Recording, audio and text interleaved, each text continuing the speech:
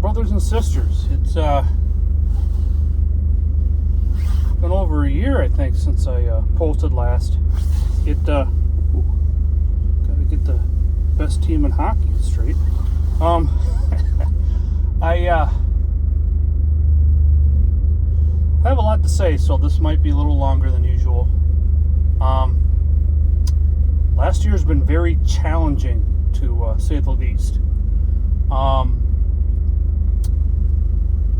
So in about this time in January last year, I was still working in the hospital as a security guard, and I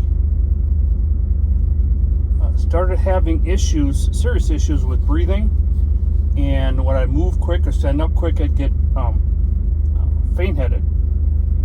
And the problem's breathing. It wasn't like asthma. I couldn't get air out. It's like I couldn't get enough air in. I was short of breath. Those of you in the medical field call it dyspnea. And so I went to the ER that night. Well, actually, we called the ambulance that night. I left work, and because I just could not breathe. I could not catch my breath. I was feeling lightheaded. It wasn't a panic attack, because I've had those in distant past. It didn't feel like that. It just felt like something wrong with my lungs. I just couldn't get air in. So the EMTs picked me up, gave me an asthma treatment, nebulizer treatment. Didn't really help. Got to the hospital. I could only talk in short breaths. And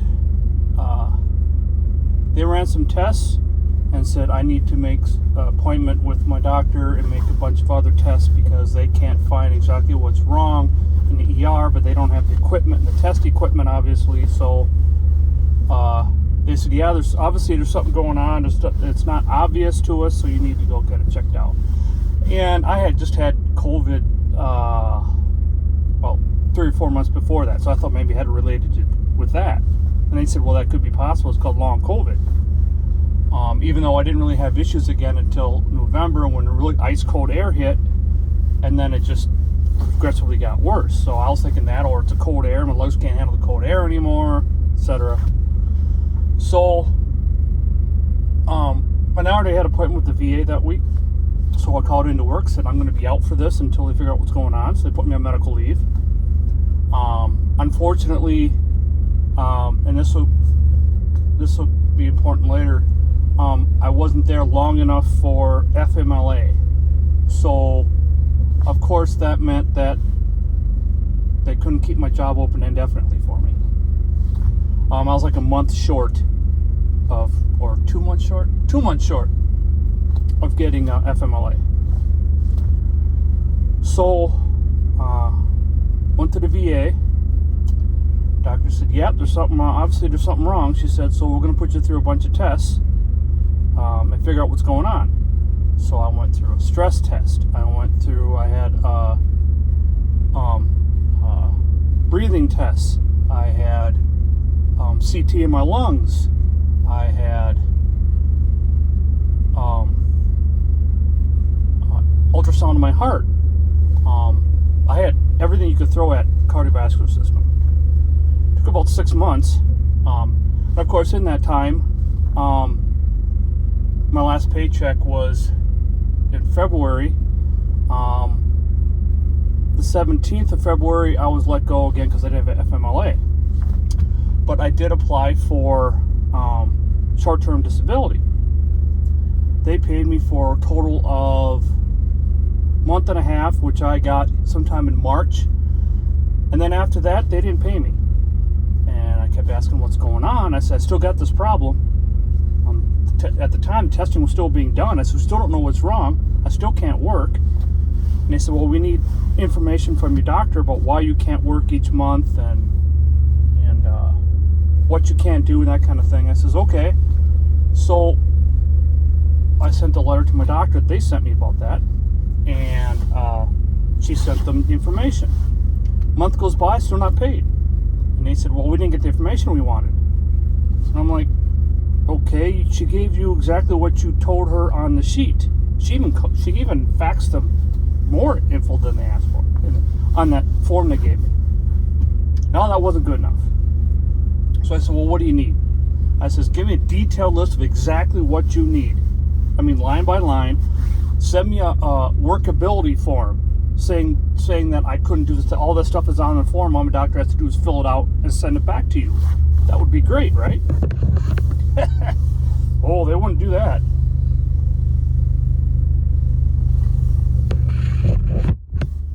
And then they closed my case. We didn't get the evidence we needed, so we don't believe you can't work, and we're closing your case. Great. In May, they found out that my breathing issues were not COVID related, although I did have some small scarring on my lungs, and I do have a nodule on one of my lungs, which I have to make an appointment to get that looked at again, make sure it's not growing. They said it's probably not cancer, but they want to keep an eye on it. Thanks to the VA for being proactive on that. They actually sent me a letter. So they told me it wasn't physical. I'm like, well, it could be mental. I thought, okay, well, I'm just crazy. I'm going to go back to work anyway. So I applied for a job, got interviewed the next day, got hired, went to work the next day after that. So that was good. I'm like, okay, great. I get to go back to work. Well, I did one shift. The next day, my anxiety hit me, and I couldn't even leave the house. That hasn't happened in a while, but it was really heavy. I just could not leave the house. I had a panic attack. So I called my boss and said, hey, this is what's going on. Then overnight, I thought about, what? If this keeps happening, I'm just going to get fired for not showing up at work. And it's not like I meant this to happen. What people don't understand about mental health is a lot of this depression and anxiety. I also have some PTSD symptoms from being a medic and working in corrections. Imagine that. But the biggest problem was that there's no reason why you have these panic attack or why you're depressed. There's triggers, but as a whole, you could be having a great day, and all of a sudden your body says, okay, that's enough for the day. Your brain does, and says, okay, that's enough, you're not going anywhere. Then you get depressed because you're letting your anxiety take control. But it's not that simple. Where I explain it like, you've seen the movie Men in Black, the first one. And I think it's the best one. And so one of the aliens he had died and he was killed, went to the morgue, and they touched something on his ears and his head opened up, and there was a little guy in there using levers and buttons, and that was actually controlling the alien. That's what mental health is like sometimes. It's the little alien in the back of your head that controls you. It controls your life, controls what you do. Medication helps you cope with it. Doesn't solve it. There's no cure, and it's not solved instantly by medication. It just doesn't happen. And if you expect that, then you're expecting wrong. It's like pain medication is not supposed to remove the pain. It's supposed to dull it to a point where it doesn't bother you. Okay, you can live with it. And sometimes it's just not enough. Sometimes your coping mechanism is enough. If you have any. If you don't have any, it's going to be even worse. And that little man tells you what to do. It's like a little a-hole in your head. And there's not a whole lot you can do about it. You can pray for the strength to get through it. But sometimes it's just not enough. So anyway, I ended up quitting. I quit the job. If I'm not going to be able to show up and do my job, I don't want to be there. It's a professionalism thing. I don't want to show up and do a half-assed job or work half the shift and go home or skip one day a week. That's not good for the boss, and it's not good for me. And he's a small business owner too. This wasn't a huge security outfit. It was a security job. It was a small security outfit. So I don't want to put extra pressure on him. So I went to my doc and my psychologist and a therapist, and they said no, it's my breathing issues were stress related. Considering the jobs I do are all stressful jobs. Well, I'm a Templar. We don't take warehouse jobs. We don't take typically. That's what my brothers do. There's nothing against you. But most of us don't take those little weak jobs. We got to have something that's high stress or something you're really involved in doing something. Basically, if it's an office job, you probably won't see us there unless it's something dealing with interacting with somebody, trying to help people, trying to serve. Even truck driving, for that matter, because how many people want to drive a truck across the country, across their state, delivering? That's the kind of jobs we like to do. We're interacting with people, but we're doing more than just sitting behind an office hitting a keyboard. We can't do that. And I'm kind of that person anyway. Especially with my ADD, it just doesn't work. I tried warehouse jobs that last like 3 days, and okay, this is boring. I don't want to do this anymore. So anyway, she said she said the stress was related to, one, dealing with my mother. Now she's got, since my last episode, her dementia's gotten worse. She can still function. I mean, she can still feed herself. I have to help her get her dressed. I help change her pull-up diapers. Plus, she's been in and out of the hospital a couple times. She's ended up having, I guess she had 2 strokes, and that's why she started getting dementia. So there were many strokes, so they didn't affect her physically, but they did affect her brain. So she has a catheter that goes straight into her bladder. It's called a suprapubic. So I can empty that bag every day and get it changed once a month. Also, she has I have to change poopy diapers at least once or twice a day. Even when she goes, like today she went twice by herself, but she still had some in her diaper, and she just put them back on because it's a mental thing when she just doesn't realize it. So I had to clean her up. So I take care of that.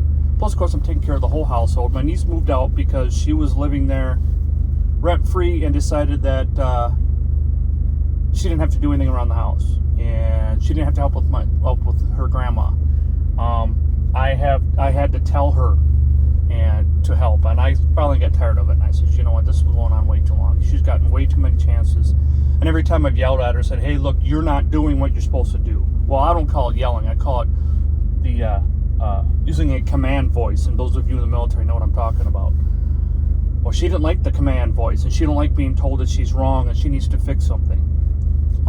She's a teenager in a 30-year-old body, basically. So she would call the police on me. And the police would show up and say, kick her out. I mean, I've worked with police. She thinks I'm intimidated by law enforcement. I'm like, no, not me and not my house. Are you kidding? I work with these people. I was a corrections officer, so I'm, in a part of law enforcement. So no, they told me, no, you need to kick her out. Well, finally, a day came. She was at the library, which she wasn't actually at the library. She was waiting for somebody to pick her up, and she met on Facebook, and then she's going to go off and do something with them out in Minneapolis. She didn't even know who these people were. One of the guys was a meth head, and I'm like, oh, you really researched that guy real well, huh? Anyway, so my mother had a bad morning, and I got up and went out in the living room. She sleeps on the couch because the other bedroom was my niece's, and my mom used to sleep upstairs, but there's no heat, and she can't walk steps anymore. She was the walker now. I wasn't going to trust that. So anyway, my mom was laying on her back. She was going, help, help, and she had her pants halfway down, and she had poop everywhere. So I was on the couch cleaning her up, and I went upstairs, yelled for my niece, hey, I need your help here. She wasn't there. I'm like, oh, great. She went to the library. She didn't always leave notes, and when she went somewhere, she didn't tell me where she was going and when she was going to be back. She just thinks she can just show up and leave when she wanted. Well, if you got people that care about you need to let them know. And so I texted her, so where are you? She's in the library waiting for a friend. Is something wrong? And I went, Maria, I need you just go off and do whatever you want. I mean, I know it's great. You're an adult. You think you can, and normally you can. But we have extra things we have to do around the house. You have your grandmother you have to take care of. You have chores you haven't done. Plus, you don't tell me where you're going. You could literally be dead in a ditch, and no one would look for you. Do you want that, or do you want somebody to nag you about where you are? But if you go missing, they're actually going to look for you because you're not home. You need to think about that. But she said she got upset and I was yelling at her and said, well, do you guys care about me? And I'm like, do you care? It said, it's not about you. It's about your grandmother. Everything's about her. So that's when she decided that. She says, well, how about I just call the cops and come get my stuff and then leave? I went, good. We're done with it then. You can go. Now she's in a group home. Once again, the police showed up, and a very nice-looking police lady was there, and her and I were just talking about random stuff where she was going in and out rooms getting some stuff together. And then she came out one time and she looked at the police the police officer, and looked at me, and we were both smiling. We both looked at her like, what? And she had this look on her face like, why aren't I getting yelled at? Why isn't she chewing me out? I'm like, because it's not anything about me. It's about you. You're the one brought yourself the attention. So anyway, now she's gone, and I'm taking care of my mother by myself. So I am her primary care provider 24/7. So even going back, I could go back to work if I could figure this breathing thing out, which I still haven't yet. If I could figure that out and go and work part-time. I mean, there was a part-time job come up at a new gun dealer. And I was like, oh, awesome. I could work the range. I could be a range officer. Then I could have range time. I have free range time. That'd be awesome because I miss it. I don't have any hobbies. I can't afford any. I don't have any money coming in. So I said my last paycheck was in March. I haven't had money since. And so, and they contacted me for an interview. I'm like, oh, heck yeah. So as I was writing the email to accept the job interview, I had another panic attack. My brain said, you're not even going to show up. I'm not going to let you. And that's when my mom opened my door and said, I don't know where I am. When are they going to pick me up? Because she thinks she lives somewhere else. Oh my gosh. And she's been in on the hospital and in and out of care facilities quite a few times. She keeps falling because she doesn't want to use her walker. She forgets to use it. She falls. She's been getting better since the last time she fell, but I mean, she's broken her nose. She's put a bruise on her forehead. Recently, she's cracked her pelvis down at the lower end of the pelvis near her sacrum.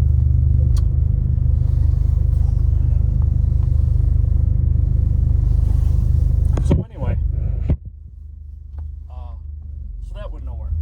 That was in May. So since March, we've been surviving on my mom's Social Security and my food stamps.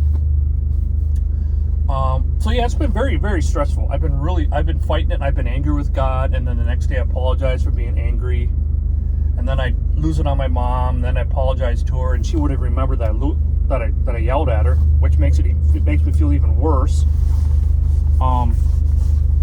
And it seems that the stress is really getting to me. Now, again, I don't have any hobbies that I can do. I like the gun range. I want to do tactical brutality type shooting matches. If you want to know what those are like, look up brutality matches or Finnish brutality, desert brutality.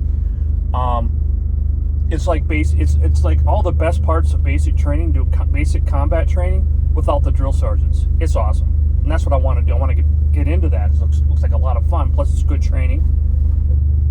Anyway, I want to go back. I still want to get back and play hockey, and I still haven't gotten the rest of my gear yet. Those are two of my main hobbies. I can't do them. They both cost money that I don't have. I've been told, well, why don't you just take your dog for a walk? Well, that's great, but then I'm in my head, right, the whole time. I want something that distracts me. That, it's like riding my motorcycle. I didn't ride it all last summer because I needed a battery and had no money to buy a battery. You know, it's something, I have to have something where I'm mentally involved in what I'm doing. That way I don't remember any of this other stuff. Otherwise, while I'm walking, my brain's wandering. I'm thinking, wow, I wish I could do this, but I can't. All I can do is walk. Sorry, ADD. Straighten something out. If I got this to do when I get home, or I got to make sure mom has this done. I mean, I can leave for a couple hours and she's usually fine. I usually make sure, like right now when I left, she was fine. So she's not scared and worried where she is. So there's times that she is, and there's times that she was awake 36 hours, which means I was awake 36 hours. Then she got to go to sleep, and then here I am trying to fall asleep. I already have insomnia. So anyway, it's been pretty stressful. I haven't had a day off in, gosh, I don't know how long. 3 years? More? Because I had to come home and take care of mom. And then I have Maria to worry about. And even if I shouldn't have to, because she's not my daughter, she's my niece, and she should be able to take care of herself, there's still stuff I had to deal with. Every time she had a problem with something, she'd say, Uncle Scott, Uncle Scott. So it's like I never had a break. And now I had this breathing issue, which today it hit me again. I cleaned up my mother again, changed her pants, got her dressed, gave her meds, and then getting ready to go, and I had about a 5-minute time where I couldn't breathe again. I'm sure the stress is from that. It's got to be. I mean, it has in the past. And I'm like, really? I'm fine now, but I bet when I get home, if I have to deal with her, I'm going to start getting stressful again. And again, I don't understand why, because I should be used to this by now. But again, no vacation in 10 years. I haven't had a day off, and literally haven't had a day off. 24/7 caregiver. It's not an easy job. It's a full-time job in and of itself. I have no real friends to hang out with. Unfortunately, I don't have any. I don't have any. Like, when I was in the military, man, you could hate the guy you're with. You just, I hate that guy. He's this and this and that in your unit. But if you need something, or he needs something, you're going to be there for each other. Because you know you have to have each other's back in the foxhole. It's hard to find a civilian world. It's hard to find friends like that. And the friends I do have that are like that are online in my Templar order. Well, that's great, but they're not here, and that's the problem. And I haven't had a romantic relationship. The last girl I dated twice, after the third date, she ghosted me. So I don't know why she doesn't date me. I wish she did, and then I'd fix the problems. But if I don't know what's wrong, I can't fix it. So yeah, I haven't had a regular girlfriend in years. I'm not going to have a romantic relationship. One of my friends in line said, we'll go buy a dog. And I says, why would I want a romantic relationship with a dog? I mean, I have a dog, but come on now.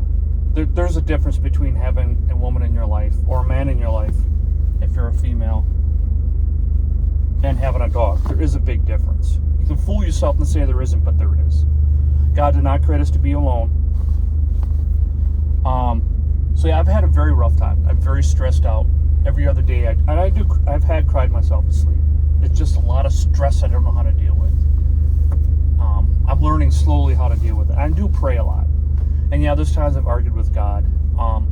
Most of my argument isn't, some of it's why. I want to know why I'm going through this. Why are you testing me? What are you setting me up for that I need to be tested this way? How long is it going to be that I have to go through this? He gives me the strength to go on. I mean, and that's the main thing I pray for. And I know He's going to bless me. He's going to bless me with abundance. And I guess that's what today's message is going to be.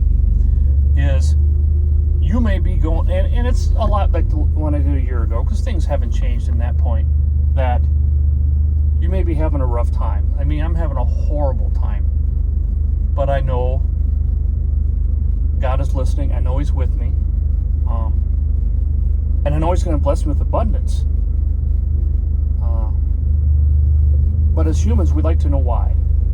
Like to know all the details, because it's like it gives you more motivational, more resilience to know, okay, so it's only going to be this long, or this is why, okay, so I did this, fine, I'm being punished, or, hey, He's training me for something.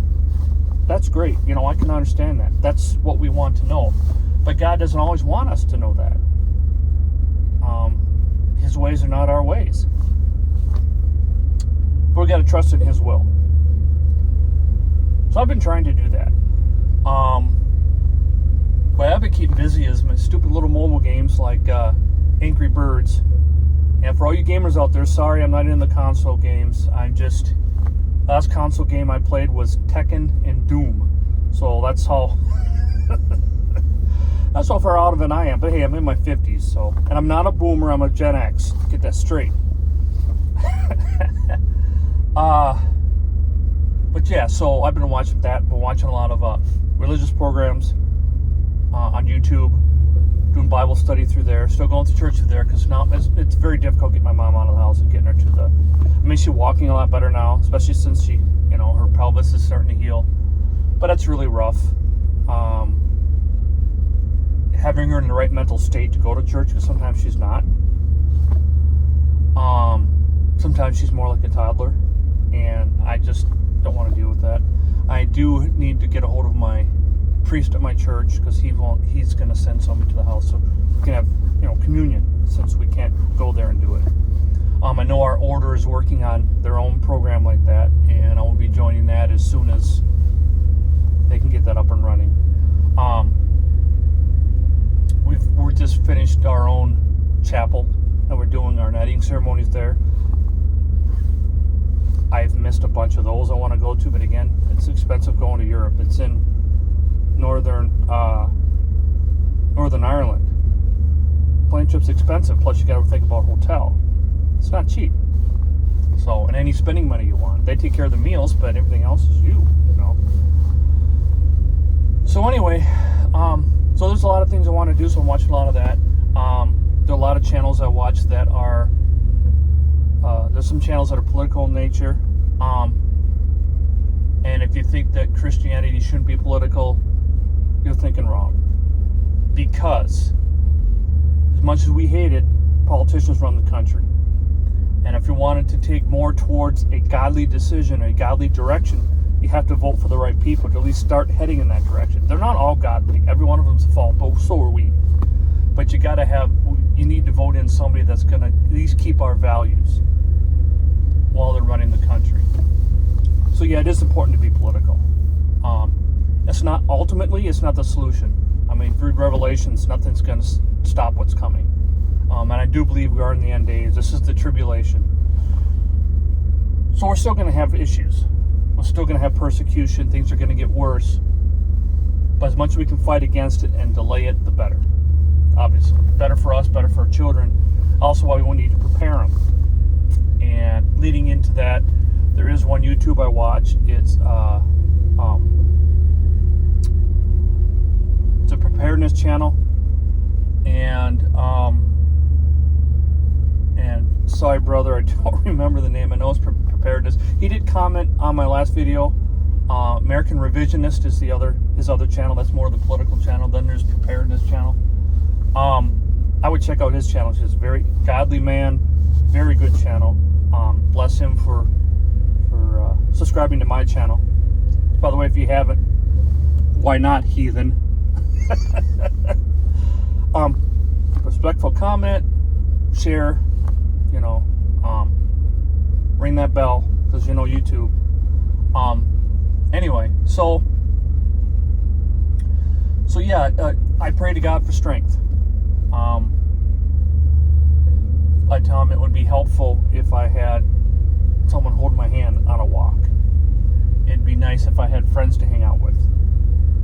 It'd be great to have some money in my pocket. But he says, be patient, it'll come. I've done what I can do. I have applied for, I've already got food stamps. I applied for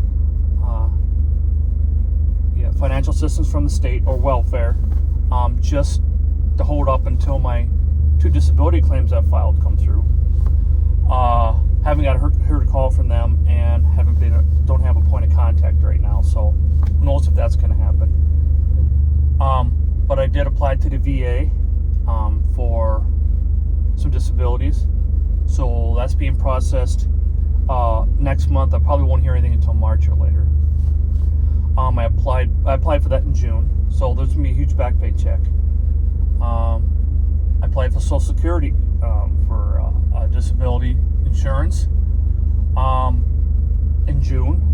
I haven't heard back from them, but of course on their website they say, don't call us, we'll call you. They don't want to talk to you. They probably get so many phone calls.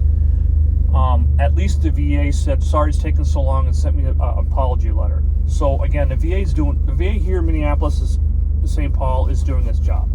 I have to say that. And I go to this local VA clinic. They're awesome. So, if the VA is not good where you are, maybe you should make some phone calls and say, hey, this state's doing why can't you do what this state is doing? What is your problem? Fix it. Because if they say they can't, they're lying to you, because obviously Minnesota's no different than any other state. We have financial issues too, and the VA itself has financial issues. But if Minnesota can figure it out, VA can figure it out, then North Carolina VA can figure it out. Seattle VA in Seattle, they can figure it out. For example, in Washington State, they can figure it out. I lived in the Seattle area for a long time, so I think that so I do have things coming in the future. I want to grow this channel to where not just me talking in the car or on the motorcycle. I want to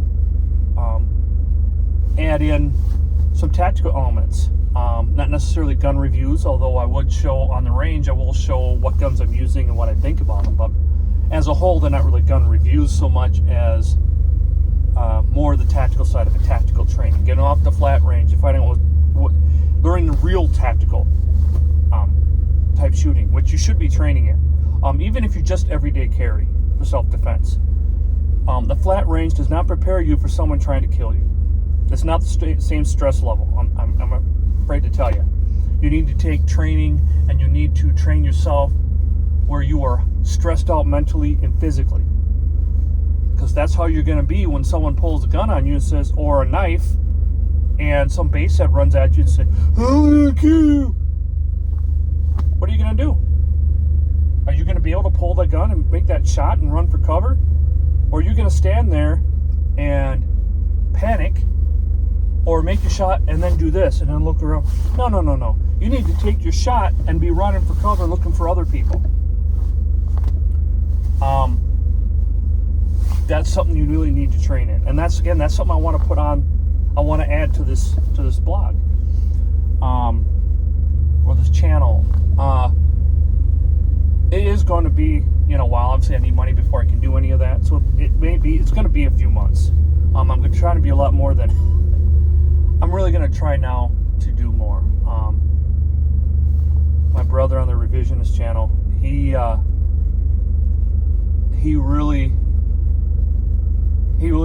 did inspire me today with a couple of his messages, and I hats off to him. I'm going to do more on this channel. It's just, maybe this would be a good stress relief for me until I can actually get out and do things. I'm sorry you had to hear about poopy pants, but I wanted to be honest with you, and that's the way I am.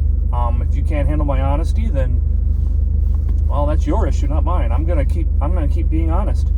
I'm gonna say it like it is. I don't sugarcoat things. I'm 100% honest, and that's all. That's what Christ wants us to be. Okay, well, been here a long time. I should get home too. I'm out shopping right now. I want to stop and do this. I'm going to try to do, eventually when I do get the tactical stuff, I want to do a faith-oriented on Sundays, and then during the week do a tactical video. That's my goal for the future.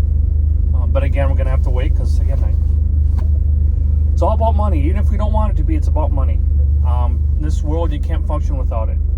I mean, you even have to pay for your water now. Who would have thought of that? Now you got to pay for water. All right.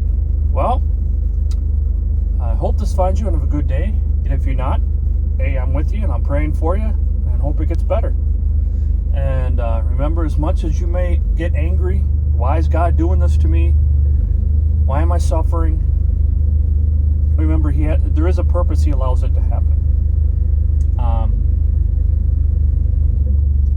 Sometimes it's because we screwed up. But you have to screw up pretty hard for God to do that. Really. I think that is because He is testing us for our faith.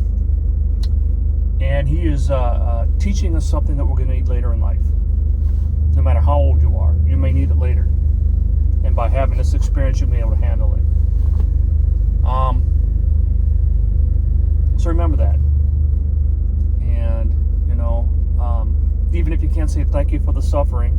And now this is my Catholic side coming out. Offer up your suffering for those in purgatory that are waiting to move on to heaven. There's something from the earthly life that they brought with them, some sin they brought with them. It must be purified before you can stand before the throne. It's not a punishment, it's a purification. It's not a place, it's a state of being. There are more actual videos.